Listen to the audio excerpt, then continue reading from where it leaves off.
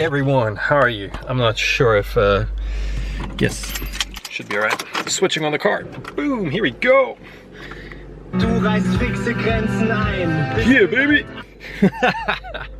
Alright, how are you guys? How is everyone doing? Let me know, let me know, let me know.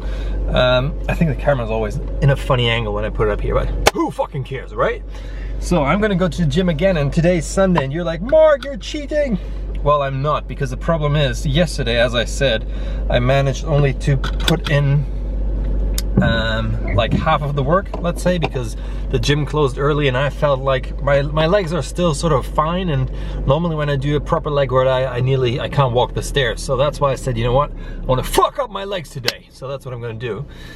But the cool thing is, in the morning I weighed in with 92 kg, which is my lowest so far, and that's awesome. And I hope, because I tightened up my diet now a bit more, yeah, I think by the end of next week I should have hit the 90, below 90, and then we've got only 2 or 3 days left, so that's pretty awesome. Also guys, have you added me on Snapchat? If not, you have to do it. Here's the little image, you know, make sure you take a screenshot of it and add me there, because I'm gonna answer questions in more detail. I'm gonna snap you back if you snap me with, you know, your questions, so on and so forth, and I would love to share some of your snaps here on YouTube. Make sure that you snap me and snap it out, right? Now let's snap the gym. Alright, as I'm in the car and I still need to wait because the train is not coming and we're sort of on this crossing here, thought I'll answer a question from Joseru Delphine. Josenru Delphine? I have no clue. Anyway, he's saying, Mark, what are your thoughts on intermittent fasting? Now, here comes the thing. It seems like we've got the people on one side who love intermittent fasting, and the other people on the other side say, you know, you should do your 6, 20, 50,000 meals a day approach. Like I said, I am very much for intermittent fasting. I think it's great because of giving your pancreas and so on, and you know, your adrenals sort of a break in terms of secreting all these hormones, including insulin and stuff, which is great. But you also have longevity, you know, in terms of studies show you live longer, you're healthier, and so on and so forth if you do intermittent fasting. But the other thing is, intermittent fasting can also not work for a lot of people because they still overeat on an intermittent fasting protocol. So it's not a weight loss regime, it is a meal timing regime. This is something you need to know and understand. So if someone says, I do intermittent fasting, doesn't mean to say they are doing it in a healthy way. Also, intermittent fasting can be not beneficial for women because of their hormonal balance and so on and so forth. I could talk about this more, I just want to give you a brief idea of what I think about it. But for me, for example, it works brilliantly because, you know, I love skipping breakfast. I'm not the guy who eats breakfast normally. I mean, you see me now eating a lot of breakfast. When I'm in London, I just have black coffee.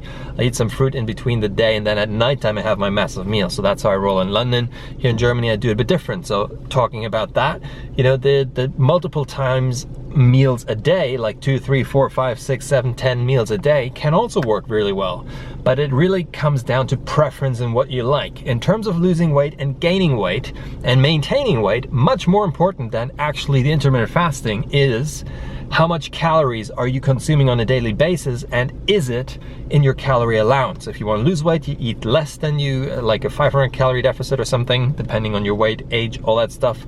If you don't know how to do that, here's my calorie calculator, click over here. And you know, if you want to gain weight, you eat more, and if you want to maintain weight, you eat sort of the same amount. So long story short, I think intermittent fasting is a great tool, but it is a meal timing protocol rather than a dieting tool. And this can work for some people and for some it can't, like I already explained. But in a nutshell, I would say I'm actually writing a diet book, and I will talk about these in more detail. So if you guys want that diet book, punch a like button, leave a comment box below if you'd like it.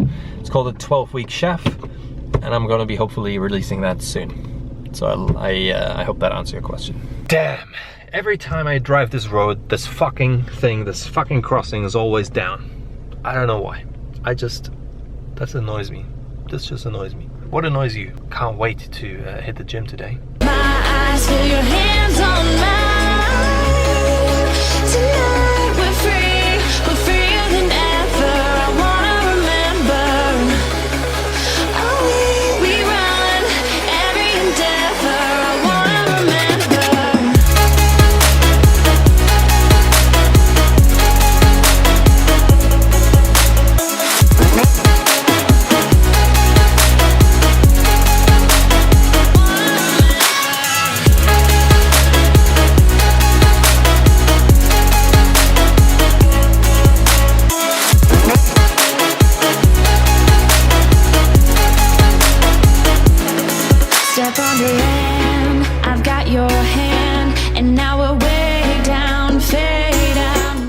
Alright, so I just finished. I did basically leg press and lunges. That's all I did. 6 sets of leg press, and I think 4 sets of walking lunges.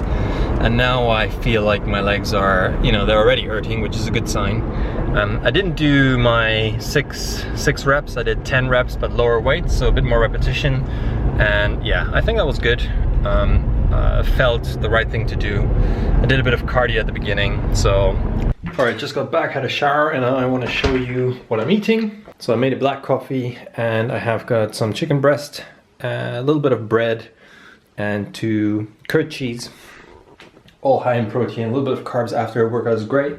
So enjoying that now, and then I have to hit the PC to actually then upload finally today's vlog.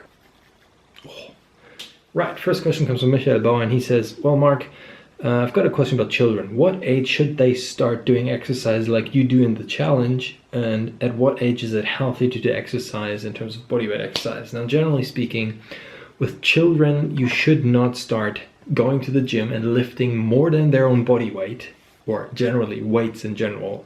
In my opinion and my sort of expertise, up until 16 years old. I would say there's one exception. If these guys are, if the kid is already doing competitive sports and that is an add-on the coach wants them to do, yes, then that's fine. You know, you might have some kids who grow up doing martial arts and boxing, let's say, or you've got some ones who do rowing and stuff like that. These guys, they go into the gym, that's part of their routine. But for a normal kid, generally speaking, the safest exercise a kid can do while they're growing up is doing bodyweight exercises, because it's something the kid will love anyway, because it's sort of, you know, running around and doing stuff. To be fair, in my history of martial arts, I've trained, you know, I don't even know how many kids I trained. I trained so many kids in my lifetime as a trainer, and I can say that, you know, they want to be active, they want to run around, they want to do martial arts, they want to kick, they want to, you know, they want to do things. They don't want to lift a freaking weight up and do bench press. They get bored so quickly. If you've got kids, you know that. So, quick answer, don't bring your kid into the gym unnecessarily. There's no need. Find something this kid is excited about. Find a sport. It has to be fun. That's the really most important thing with kids. I actually wrote a blog post on this, so just go to my blog and type in kids, you're gonna find that. Next question comes from Minor McNugget, and he says he's in the gym and he sees people doing like workouts, and then in between they do, when they should be resting, they're still doing some exercise, like bodyweight exercise. And he says, good, bad, weird, question mark. I answered that already in text form, but I thought it might be interesting to a couple more people. So generally speaking, you never know what the person is training. There is no right or wrong way, because at the end of the day, the plan we're doing doesn't mean to say that's the plan for everyone on this planet. You might have some people who are more advanced in training and they want to do a superset, let's say. So they do bench press and they jump down on the floor and they do push-ups until failure, okay? So they have a certain amount of weight they push on the bench press, sometimes 10 to 12 reps, and then they go onto the floor and exhaust themselves. This can be good, but it isn't necessarily the best way to train. It's maybe something that person likes to do. I see a lot of athletes do sort of mix up these exercises. For example, they do a bench press and they hold it in the middle for 30 seconds, quite heavy load, half their body weight. Then they drop it down and then they do plyo push-ups, for example. Or squatting, they squat like extremely heavy, like a 1 rep max, wraps it out, and then they go and do plyometric jumps after that. You know, there's so many scientific things which are involved in that. So generally speaking, going to the gym, you will always have the problem that you see someone who, let's say, who pumps out reps like that, right? He pumps like 1, 1, 1 out, instead of, let's say, pushing on a 1 and eccentric on the 3, or pushing on a 2 and eccentric on a 6. You know, there's so many different exercise forms that it is, I see that all the time with my clients when we're in the gym working out and someone says, oh Mark, they're doing the exercise wrong. I say, don't point fingers, guys, because you don't know what that person is doing. You will see where I do agree with if someone is doing it right or wrong is the form. So if the form isn't right, then you might want to go up there as a, let's say, experienced sort of a trainer or something, and then it's always a difficult way to engage with people who are doing something and you want to give them advice. So I generally don't do that, except it is harmful to their body or it's harmful to the environment. You know, you see some people squat on a Pepsi bowl, for example, and if that falls down, they might damage other people around them, if that makes sense. Okay, last question comes from Abinasen. I think that's how you pronounce that name. It says, after you have challenge, why don't you do a food challenge or like a calorie challenge? He refers to Furious Pete. Obviously, I know who Furious Pete is. I don't know who doesn't know him, but yeah, anyway, he says, you know, people do food challenges to grow their channel faster. And I'm thinking of doing that. They're fun things to do. And I think at the end of the day, it's more or less actually really just filming a cheat day. That's all it is. Because it's not like, I'm not a fast food eater or something. Not fast food eater, I mean, like doing food challenges. There's like Matt Stoney or people like the crazy eating guys. I'm not like that, but I do like eating and I can eat fast. So if you want to give me some suggestions of what I should do on my cheat day, leave a comment in the comment box below and I'll be thinking about it. I'm actually thinking of doing the 20 patty cheeseburger. You know, the cheeseburger with 20 patties. I thought I'm going to do that after this challenge as a little treat. You can't even say treat. Might be even just stupid doing it, but I don't know. What do you think, guys? Should I be doing food challenges or not? Let me know. And now it's time to go. See you tomorrow. Punch the like button, press the subscribe button. And now I just went inside and they say I only have 1 hour left. Which is great because I need at least 1.5 hours to complete the workout, which means I'm going to drop down my rest times. Make sure that I can get a quick warm up in. I'm just going to focus on, getting all the big lifts in, like